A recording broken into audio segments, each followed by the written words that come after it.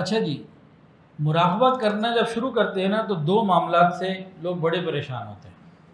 ایک یہ کہ جی مراقبہ کرتے ہیں تو خیالات وساوس اور توجہ نہیں ہوتی، خیالات آ رہے ہیں بہت سارے، وسوسے آ رہے ہیں بہت سارے، اور ایک کہ نیند آ جاتی ہے۔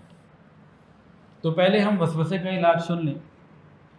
مراقبہ کرنا شروع کیا، بیٹھے وہ ساری دنیا کے خیالات آ گئے، تو چند ہی منٹ میں انسان گھبرا جاتا ہے کہ یار جب میں بیٹھا ہوں اور یاد نہیں آ رہی، یاد الہی نہیں آ رہی، تو چھوڑو، کیا کرنا مراقبہ۔ یہ شیطانی دھوکہ ہے کہ وہ ہمیں اس عمل سے رکوا رہا ہے جو کرنا ضروری تھا۔ اب اس کی مثال سمجھیں۔ ایک صاحب کا گھر تھا، وہ 2 سال کے لیے کہیں سے چلے گئے، 2 سال بعد واپس آئے، دروازہ کھولا کمرے کا تو اندر بدبو اور تعفن اور گندگی اور کیڑے مکوڑے بہت کچھ تھا۔ دروازہ کھولا، اوہو چھوڑو، کیسے وہ صاف ہو جائے گا؟ اگلے دن پھر کھولے تو پھر وہی نکلے گا، کیا صاف؟ چھوڑ دو، صاف ہو جائے گا۔ کیا کرنا پڑے گا ان کو؟ انہیں دروازہ کھول کے اندر جانا پڑے گا، اس تکلیف کو، اس بدبو کے ماحول کو برداشت کرنا پڑے گا، پھر اس کو تھوڑا تھوڑا صاف کرنا پڑے گا۔ جب وہ مکمل صاف ہو جائے تو اسے دھونا پڑے گا۔ جب وہ دھو دیا جائے تو اس کے بعد اس کو دوبارہ سے خوشبودار، آراستہ اور تیار کیا جائے گا، پھر ہی جا کے بات ہوگی نا۔ یہ سارے کام کرنے پڑیں گے۔ بالکل ایسا ہمارے یہ دل کا کمرہ جو ہے نا، یہ شیطانی وسوسوں سے، برے خیالات سے، بدگمانیوں کے کیڑے مکوڑوں سے اور انتہائی غلیظ شہوانی، شیطانی، نفسانی خواہشات سے، گندگی سے آلود ہوا ہے۔ اب جیسے ہی مراقبے کے ذریعے اس کے دروازے کو کھولتے ہیں تو اندر زیادہ گند نظر آتا ہے تو ہم بھاگ جاتے ہیں۔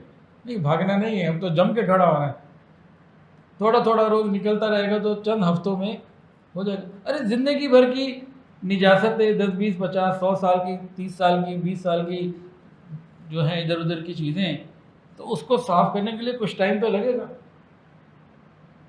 اس لیے مایوس نہیں ہونا، لگے رہنا ہے، ہو جائے گا صاف۔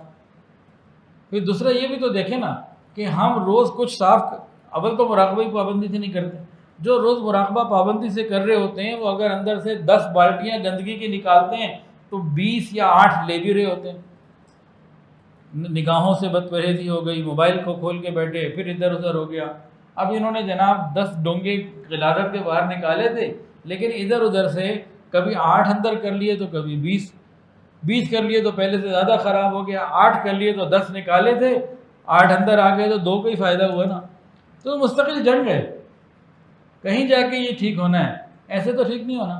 ہاں کوئی ایسا ہو کہ مزید گند اندر نہ آنے دے اور نکالتا چلا جائے تو جلدی صفائی ہو جائے گی، لیکن وقت لگے گا، پھر یہ کمرہ دل کا صاف ہوگا۔ اور یاد رکھیے یہ دل کی صفائی اللہ تعالیٰ نے ہماری ذمہ ڈالی ہے، اور یہ دل اللہ کا گھر ہے۔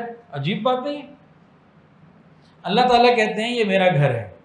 مومن بندے کا جو قلب ہے، اللہ فرماتے ہیں میرا گھر ہے، میں 7 زمین آسمان میں نہیں سماتا، اس میں سما جاتا ہوں۔ تو غور کرنے کی بات یہ ہے کہ بھائی گھر جب اللہ تعالیٰ کے تو صاف بھی خود ہی کر دیں، ہمیں کیوں کہہ دیا؟ جب دل کو اللہ اپنا گھر قرار دے رہے ہیں تو صاف بھی خود ہی کر دیں۔ اب ذرا حدیث قدسی سنیے، اللہ تعالیٰ فرماتے ہیں اے ابن آدم تو نے میرے ساتھ انصاف نہیں کیا، میں نے تیرے گھر یعنی جنت کو تیرے دشمن شیطان سے خالی کر دیا، اس کو باہر نکال دیا۔ اے میرے بندے تو نے میرے ساتھ انصاف نہیں کیا، میں نے تیرے گھر جنت کو تیرے دشمن شیطان سے خالی کر دیا، اس کو باہر نکال دیا، تیرے گھر کو پاک کر دیا شیطان سے، لیکن تو نے میرے گھر یعنی اپنے دل کو شیطان سے پاک نہیں کیا، تو نے میرے ساتھ انصاف نہیں کیا۔ یا اللہ جب یہ گھر آپ کا ہے، آپ نے آنا تو صاف بھی خود ہی کر دیں۔ علماء نے لکھا نہیں، اللہ تعالیٰ کی حیثیت یہاں مہمان کی مانند ہے، ایک مکرم مہمان کی مانند ہے۔ گھر کی صفائی گھر والے کی ذمہ ہوتی ہے، مہمان کی ذمہ نہیں ہوتی۔ بھئی مہمان گھر میں ابھی صاف بھی کر دو بھائی گھر، ایسا نہیں ہوتا۔ صاف خود کرنا ہوتا ہے، مہمان نے تو آنا ہوتا ہے، اس کو تو لے کے آنا، بٹھانا ہوتا ہے، اکرام کرنا ہوتا ہے۔